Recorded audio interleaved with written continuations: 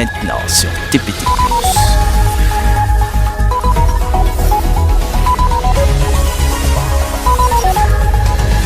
Place Journal.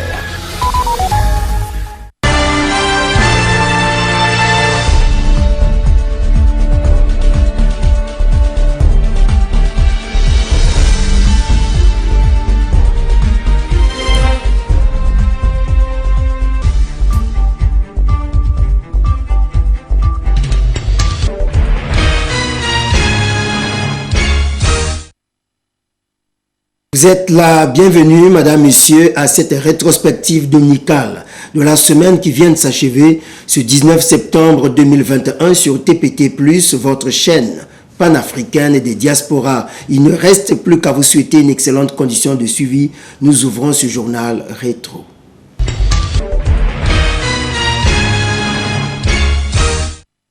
Vous êtes sans oublier que depuis le 15 septembre dernier, nous sommes entrés en plein dans la saison pluvieuse. Mais seulement voilà, ce n'est pas la saison pluvieuse le problème. Pour les inondations que nous redoutons, dues entre autres au regard et canalisation bouchées dans la ville capitale économique, le cas du regard situé à l'intersection de l'hôpital général Adolphe Cissé et le consulat de l'Angola, un regard bouché par notre incivisme remarquable et cela, bizarrement, au su et au vu de tous. Suivez. Nous entendons si souvent dans les rues que le pays est commandé. Mais si un regard peut être bouché par l'incivisme des incitoyens, on craint de remettre en cause l'autorité des autorités compétentes. Et si jamais ce n'est pas un problème de l'autorité, donc c'est celui du manque de suivi du bien public, presque toujours laissé pour compte. Sinon, comment comprendre et accepter que des déchets de toute nature soient jetés dans un regard et s'il vous plaît, au centre-ville? Nous sommes dans la capitale économique, c'est à proximité de l'hôpital général Adolphe Cissé. Et dire que nous sommes à la porte de la saison pluvieuse, qu'un regard soit presque consciemment bouché, devrait nous interpeller tous, sans exception aucune. Si chacun pouvait passer par là, récupérer son ordure, le regard serait débouché et jouerait naturellement son rôle, celui de faire couler l'eau souillée, s'il vous plaît. Ce regard bouché n'est qu'un échantillon parmi tant d'autres disséminés dans la ville. Pour la plupart, ces regards ne sont pas couverts. Alors, pour des mentalités rétrogrades comme les nôtres, qu'est-ce qu'on pouvait encore attendre d'un regard non couvert? Bien au contraire, il sera transformé en dépotoir, comme c'est bien le cas ici. Lesquels des Pontenégrins font comme ça? Pourquoi ne voulons-nous pas changer de mentalité? Pourquoi la propreté, le sens de l'hygiène, de l'assainissement nous font énormément défaut jusqu'ici? Nous voulons d'une chose et son contraire, des bonnes conditions de vie et l'incivisme. Si nous n'entretenons pas déjà notre centre-ville, qu'est-ce qu'on peut attendre de nos quartiers précaires? Il est temps qu'on change de paradigme. La marche vers le développement est à ce prix.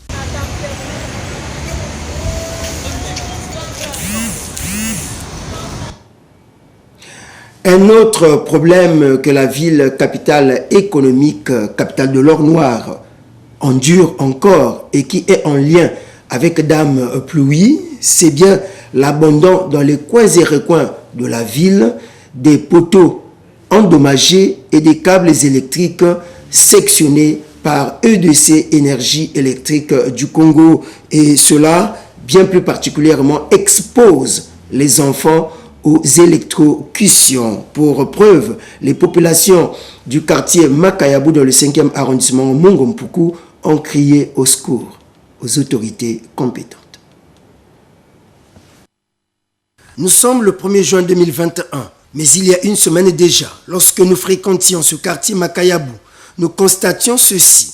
Ce câble électrique sectionné et pendant, sans que ces innocents habitués à s'amuser partout ne s'en rendent compte du danger d'électrocution qu'ils encourent. Hélas, la SNE de Feinte se préoccupe encore certainement du dépôt des factures ou plutôt des coupures au poteau des abonnés insolvables, à raison d'ailleurs puisqu'il faut renflouer les caisses. Ce qui gêne et dérange les populations, c'est simplement le manque de diligence dans la réparation des anomalies constatées lorsqu'on sait que les pénalités sont automatiques. Non sans évoquer les délestages intempestifs dont l'obscurité accentue les actes de vandalisme. Car, disent ces populations de Makayabou, c'est souvent dans l'intermédiaire de ces délestages que les voleurs des câbles électriques opèrent. C'est des malfrats qui sont passés une nuit, pendant qu'il n'y avait pas la lumière dans la zone, puisqu'il y a des coupures intempestives de temps en temps. Ils sont passés, ils ont coupé et puis ils sont partis. Ça représente un danger permanent pour tout le monde, même pour vous. Les gens de la SNE n'arrument Paris. Hein? Ils n'arrivent pas à venir arranger.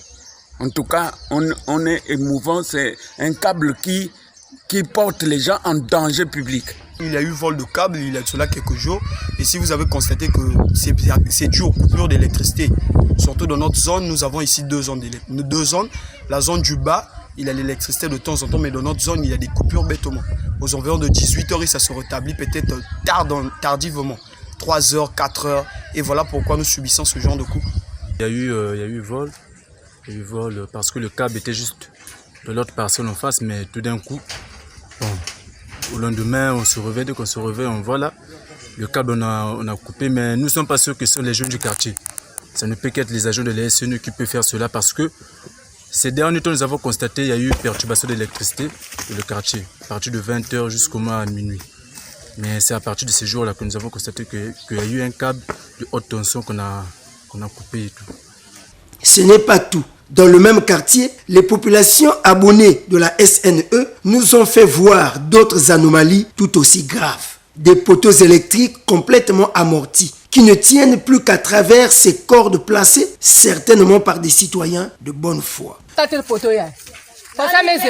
En cas d'involonté dans nos cas, les gens boivent, baba ne fait que ça can. Bah camino que l'outawa, moutlen pour faire na façon yai. Mais là ben voter, bah que voter bah. Il m'a que quoi, bah me quoi on vend bah. Kako qui perd ba famille bah ou, bah kencha bah ou, na ba banya bah. Ah wa bah que fils bah putu, bah que quoi na bet quoi face.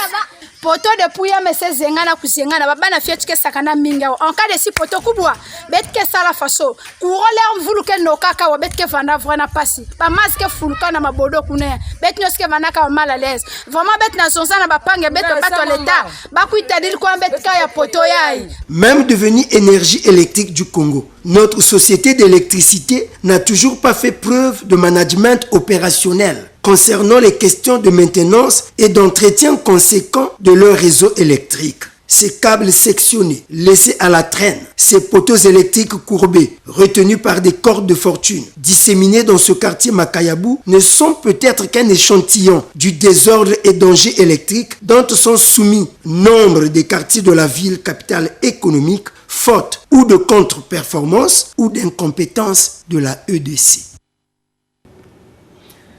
Hélas, le lundi 13 septembre dernier s'est ouvert le festival du film africain Kibdo dans la ville Océane. Ce festival importé au Congo à partir de la Colombie est à sa 3e édition. Notre reporter Milano Royal nous rafraîchit la mémoire de la cérémonie d'ouverture.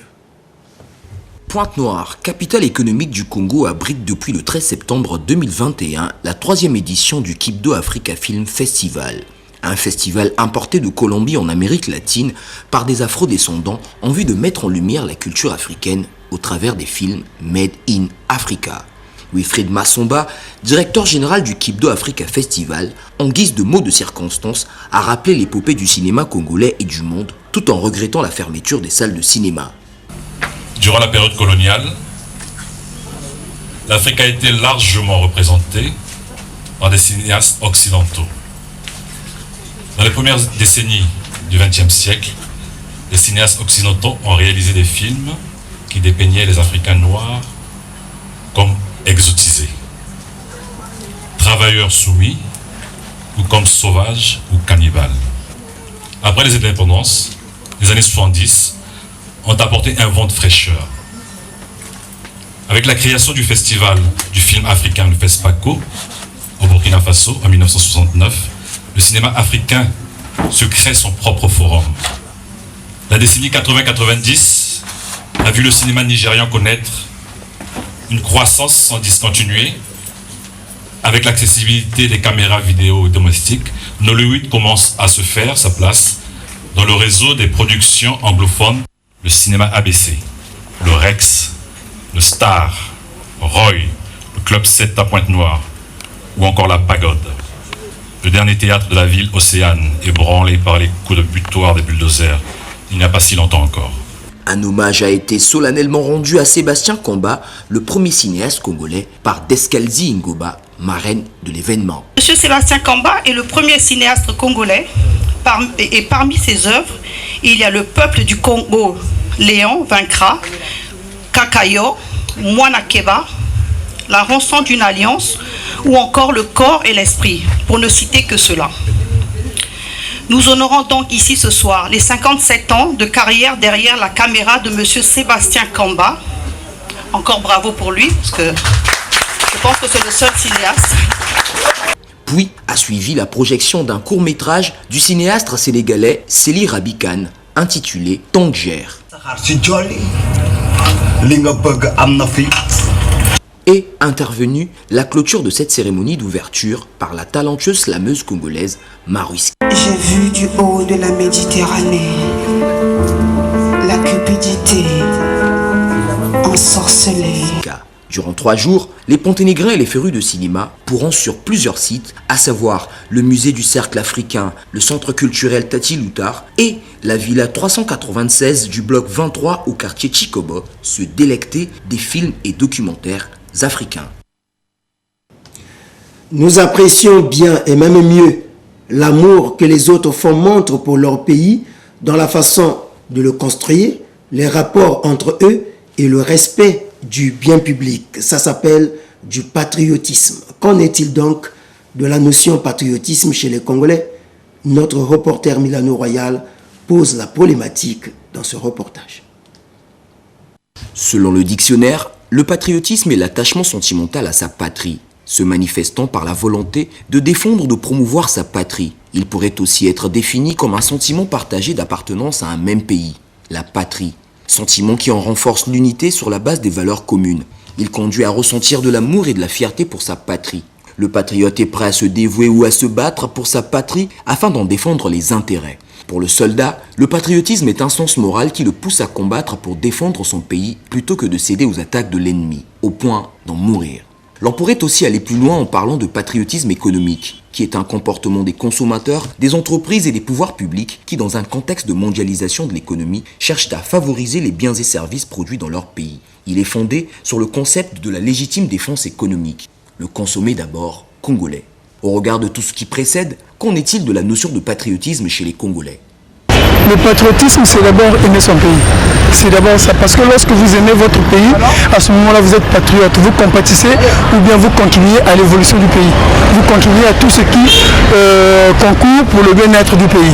C'est ce que moi j'entends par patriotisme. C'est d'abord le sens d'aimer un pays. Aime tout ce qui y concourt dans le pays.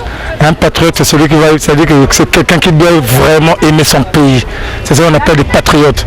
Bon, selon moi, être un patriote, il ne faut pas s'attendre à ce que le pays fasse pour toi, mais ce que toi tu peux faire pour ton pays. De rien. Super. Au-delà de cette définition toute faite, certaines voix dissonantes s'élèvent pour pointer du doigt les politiques qui auraient mis par terre le pays, justement par manque de patriotisme. Vous savez, le mot là il pèse. Hein. Il pèse. S'il était appliqué correctement, le peuple ne s'emmerderait pas. Le peuple ne souffrirait pas. Il pèse ce mot-là. Ce mot-là pèse. Ça, je vous le dis. Hein? C'est resté sur les lèvres des gens, c'est vrai. Mais c'est un vice. Le slogan hier, c'est tout pour le peuple, rien que pour le peuple. Mais or, aujourd'hui, c'est rien pour le peuple, tout pour les politiciens. Qu'est-ce que le peuple tire comme profit du potentiel de ce pays-là? Ce sont ces politiciens-là qui sont laits au miel. Regardez les gens. Vivoter. L'amour de son pays, mieux de sa patrie, émane aussi de la culture et de l'éducation des citoyens. Promouvoir le patriotisme, c'est donc aussi briller par l'exemplarité, du haut sommet de la sphère politique jusqu'aux citoyens lambda. Il nous faut atteindre la conscience patriotique, sinon...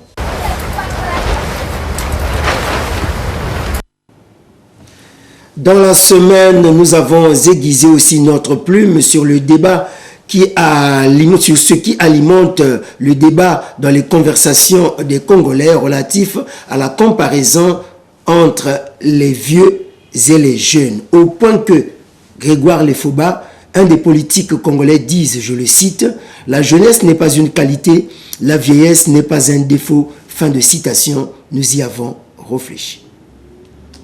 Au milieu du commun des mortels, un débat s'est naturellement instauré, et cela dans presque chaque nation. Celui de la comparaison à plusieurs titres de la jeunesse avec la vieillesse. Ce qui ressort si souvent dans ce débat, cas du Congo, c'est que pour les vieux, la jeunesse congolaise d'aujourd'hui est dépravée, oisive, n'aime pas les études, adepte du banditisme, manque d'initiative, irresponsable, ne peut pas assumer des hautes fonctions parce que certainement n'ayant pas de bagage intellectuel et professionnel requis. Bref, elle est paresseuse et par le fait même aime la vie facile.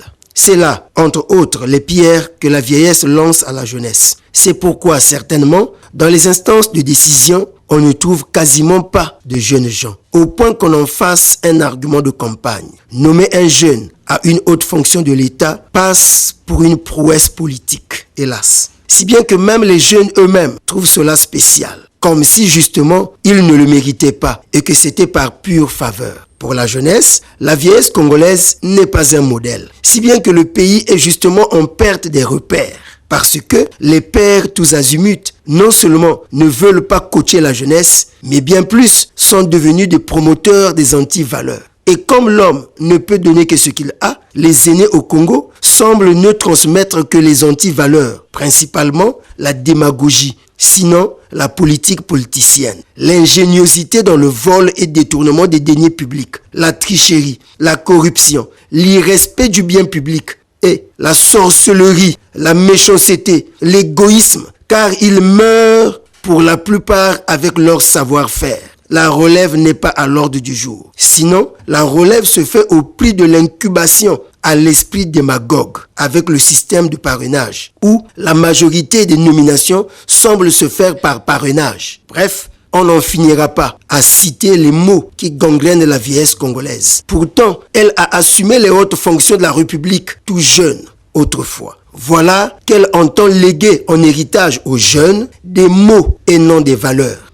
Un héritage, disent les jeunes, empoisonné. Dans ce débat, davantage ces derniers temps, tout se passe comme si la jeunesse est une qualité et la vieillesse un défaut. Dommage. C'est Grégoire Lefoba qui disait, je le cite, « La jeunesse n'est pas une qualité, la vieillesse n'est pas un défaut. » Fin de citation. Car autant la jeunesse a des atouts, surtout parce que, encore valide, dynamique, majoritaire au Congo, plus de 70%. Mais cela justement n'est pas une qualité qui peut garantir le développement, puisqu'on peut être valide, dynamique et même majoritaire, mais être analphabète, oisif, voleur, assassin, tricheur et j'en oublie. A contrario, la vieillesse non plus n'est pas un défaut, puisqu'on peut être vieux, mais être catalyseur, une source d'inspiration pour la jeunesse, un repère, un bosseur. Cet éditorial n'est qu'une approche de réponse à ce débat, l'on dira stérile, comparant la jeunesse à la vieillesse. Que ce débat propre aux oisifs cesse et que jeunesse et vieillesse congolaise comprennent que ce qui compte, ce n'est pas tant l'usure de l'âge ou la fécondité de l'âge, mais ce que cet âge peut faire pour développer son pays. Aux Chinois de renchérir le chat, qu'il soit noir, qu'il soit gris, pourvu qu'il attrape une souris. Fin de citation. Retrouvons le chapitre culture. Il a été organisé une semaine des cultures urbaines par l'IFC, Institut français du Congo de Pointe-Noire. À la faveur donc du lancement de cette semaine, débuté le 15 et clôturé le 18 septembre dernier, il a été organisé une conférence de presse à l'intention de la presse locale sur le prix RFI Découverte 2020. Retrouvons ce reportage rappel de notre reporter Milano Royal. Le jeune artiste, rappeur et chanteur Young Ezwaye a cristallisé l'attention des journalistes de la capitale économique à l'occasion de la conférence de presse organisée par l'Institut français du Congo de Pointe-Noire relativement à sa semaine dite des cultures urbaines. Du 15 au 18 septembre, l'Institut français vibre au rythme des cultures urbaines afin de mettre en lumière toutes les facettes de cette culture, parfois méconnue du grand public. En tant que tête d'affiche de cette semaine consacrée à la culture urbaine, le gagnant du RFI Prix Découverte 2020, Yanguez Oyer, s'est prêté au jeu des questions-réponses avec la presse locale. Un jeu auquel il semble être habitué vu l'énergie et la profondeur de ses propos, empreints de lucidité et d'engagement. À la question de savoir qu'est-ce que le prix RFI Découverte a changé dans votre vie artistique, voici ce qu'a répondu l'artiste. Le prix Découverte, il faut le savoir que ça vient avec... c'est un prix que lorsque vous le remportez, il y a plusieurs avantages. Il y a notamment la bourse de 10 000 € pour remporter, qui m'a servi à améliorer mon studio. Dans mon matériel, il faut travailler dans de meilleures conditions. Et c'est un studio qui d'ailleurs est ouvert aux autres artistes. Donc nous recevons d'autres artistes qui viennent pour y travailler. On ne pense pas qu'à nous, mais on pense aussi aux autres. Comme ça, ils viennent y travailler dans des conditions assez professionnelles pour leur fournir un produit de qualité et leur donner les meilleures des chances. À côté de cela aussi, le prix Découverte m'a donné un certain relationnel. Donc aujourd'hui, j'ai pu rencontrer des gens que je ne voyais qu'à la télé, des gens que j'écoutais étant petit. Tout ça, il faut juste savoir maintenant quoi en faire une fois que vous avez les contacts. Malgré toute la lumière que lui a apporté le prix RFI Découverte, doublé d'un patrimoine relationnel et relatif, l'auteur de Kisalou, Mbokoyo,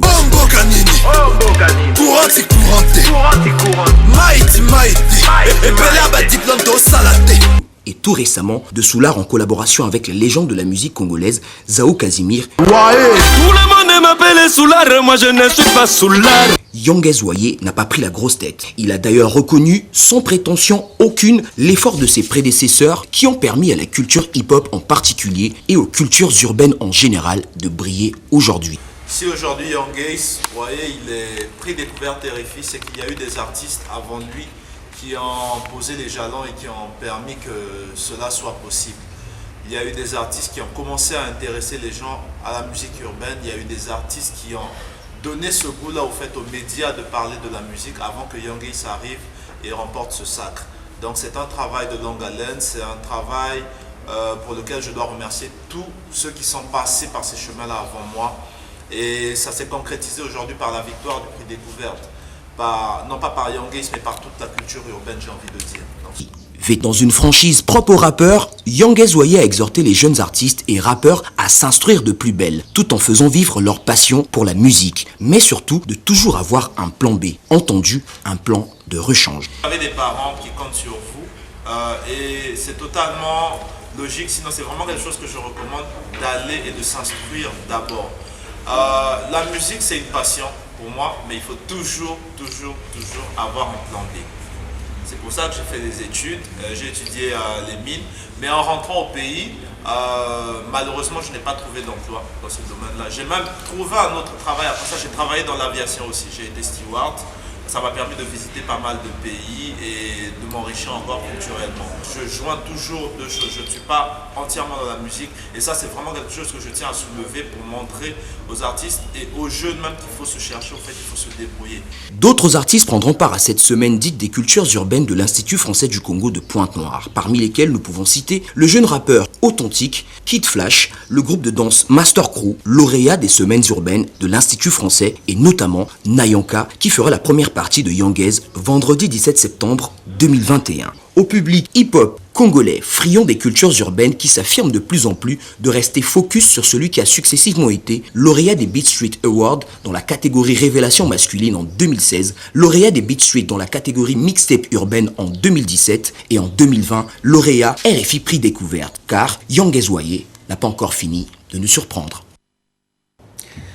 Un peu d'agriculture dans ce journal rétro, le nietoum, ce légume prisé par la plupart des Congolais est obtenu avec beaucoup de difficultés par les femmes qui en vendent. Mais presque personne, en tout cas surtout pas les autorités, ne se préoccupent des tracas quotidiens qu'endurent ces vendeuses du nietoum.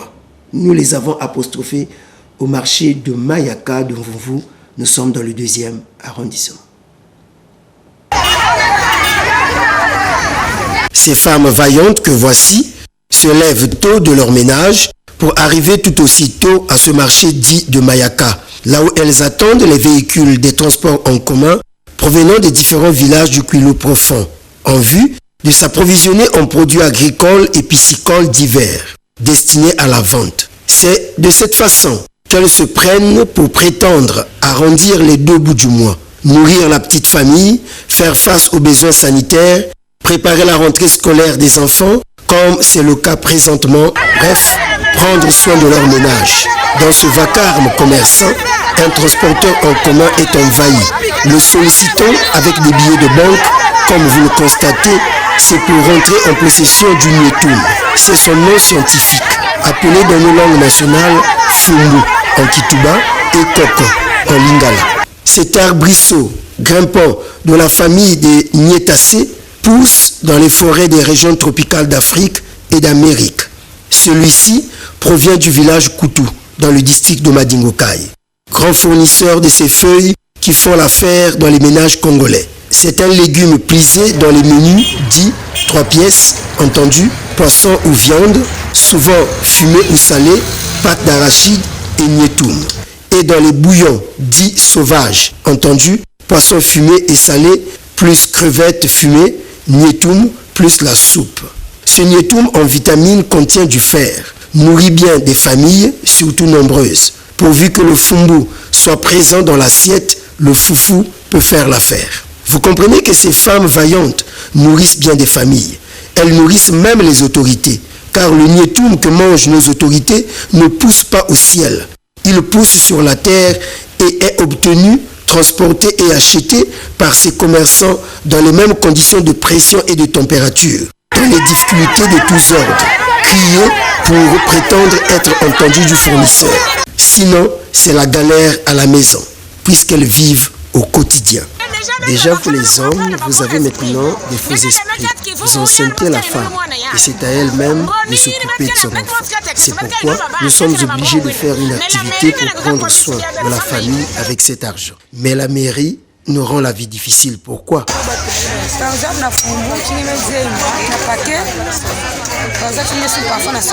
Par exemple, le fumbu, quand tu coupes le paquet que tu as acheté à 150, tu peux sortir 700 ou 800, un paquet. Parfois, si tu as acheté 10 paquets à 2500, tu peux vendre 5000. On s'occupe des enfants. Parfois, quand ça finit, tu as ne fût-ce que 1000 francs ou 1500. Tu enlèves 1000 francs, tu fais le marché. Les 500 restants, tu mets de côté. L'essentiel, c'est le capital qu'il ne faut pas toucher pour avoir de quoi s'approvisionner de caisse. L'essentiel, c'est le capital.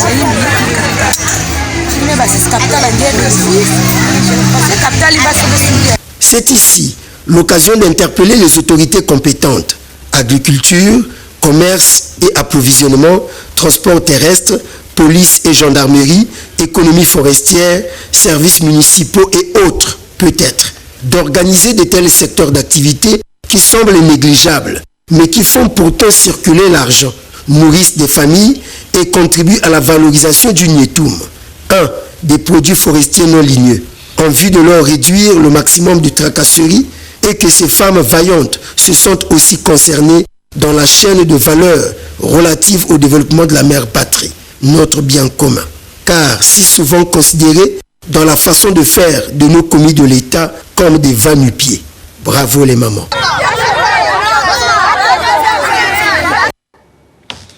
Notre reporter Milano Royal qui a mouillé le maillot la semaine, comme vous le constatez, est reparti dans la semaine vers le suivi, le suivi des travaux amorcés par la municipalité de Pointe-Noire, donc du côté de l'intersection de l'avenue Maluango et l'avenue Matende, notamment la réhabilitation de la chaussée dégradée que les populations commençaient déjà à appeler lac Kando. En tout cas, ces travaux sont au point mort sans communication aucune. Allons suivre. C'est une situation qui dure depuis quelques années. L'avenue de Maluango, à hauteur de son croisement avec l'avenue de Matende, jusqu'à la station-service de Matende, est dans un état de dégradation avancé. Les travaux amorcés pour y remédier n'ont duré à peu près que 2 mois, sans pour autant qu'ils ne soient achevés. Les usagers de la route sont obligés d'emprunter les ruelles de ce quartier au risque et péril des enfants. Voilà qui cause un grand désarroi auprès des populations riveraines. Ils ont travaillé. Moi, je crois bien que dans d'autres pays, quand vous commencez quelque chose, finissez. Mais là, déjà nous sommes en septembre là. Dans quelques jours, les amis d'ici seront encore dans le problème. Comment est-ce que vous avez commencé quelque chose et vous ne finissez pas? Ça, c'est quelle façon de travailler?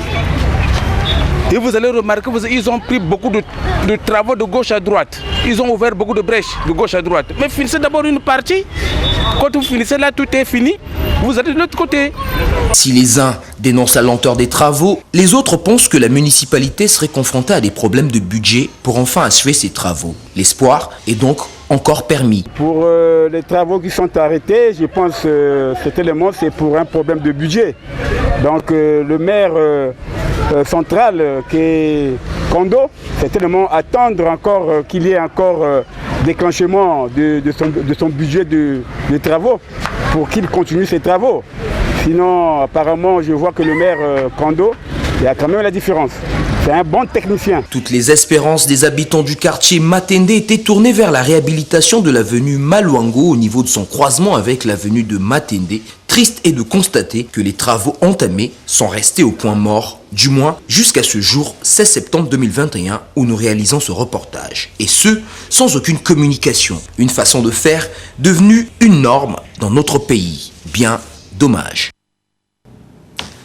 Tous les Congolais qui veulent briguer la magistrature suprême se donnent une image, un modèle et une vision du Congo qu'ils entendent bâtir. Et cela lors des campagnes présidentielles. Mais le Congo que le peuple congolais veut, notamment sa vision de développement, a été, l'on dira, tracée par les anciens à travers sa devise « Unité, travail, progrès ». Le Congo que le Congolais veulent ou le Congo que nous voulons, unis, travailleurs et prospères. C'est l'objet de cet éditorial, s'il vous plaît. La langue ne nous obéit pas. Nous abordons là le dernier virage de ce journal rétro.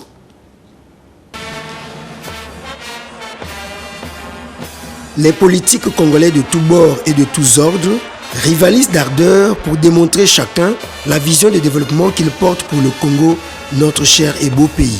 Dans ces différentes visions sont révélés des bons projets de société au travers des discours qui tiennent les foules en haleine lors des campagnes électorales présidentielles.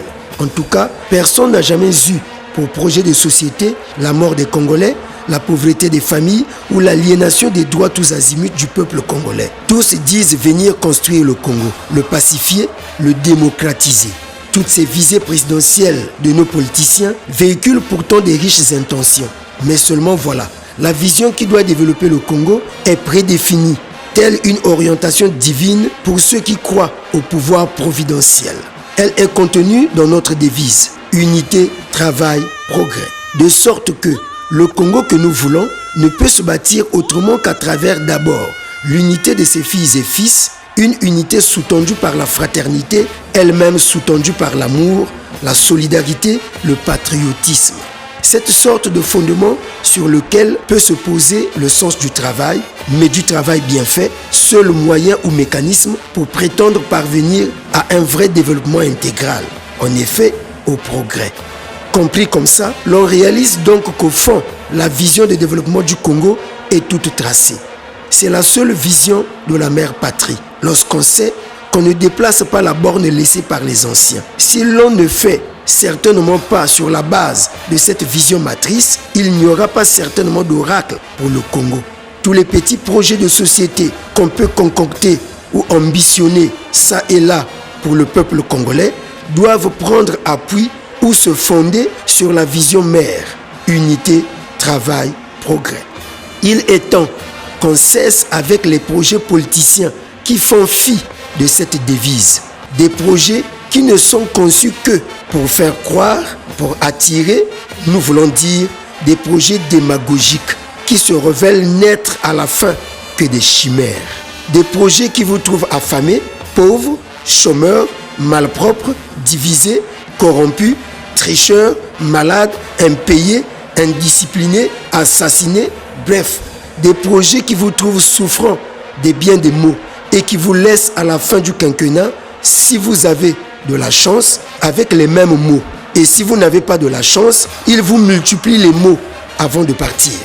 Hélas, le Congo que nous voulons doit simplement matérialiser notre devise, au point que l'unité ne soit plus une simple devise, mais une vie. Le travail de même et le progrès n'est que la conséquence des deux premiers piliers, c'est-à-dire l'unité et le travail.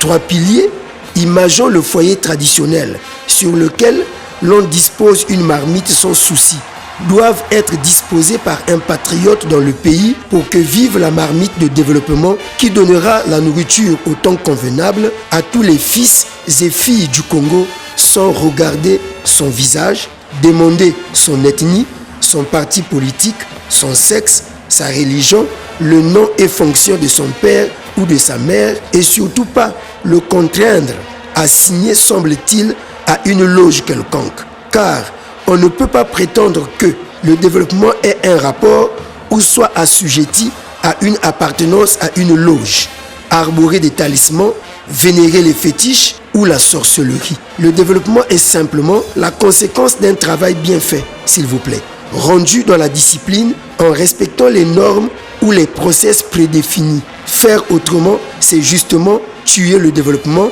meurtrir un peuple déjà meurtri par toutes sortes de misères. Le Congo que nous voulons doit être la manifestation physique de sa devise. Le Congo que nous voulons doit simplement être uni, travailleur et prospère.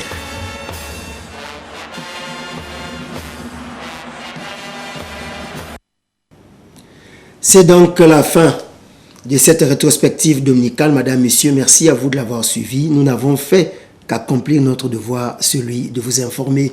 L'information continue sur notre chaîne YouTube, TPT Plus TV. Demain, Milano Royal reprendra le tablier pour vous servir.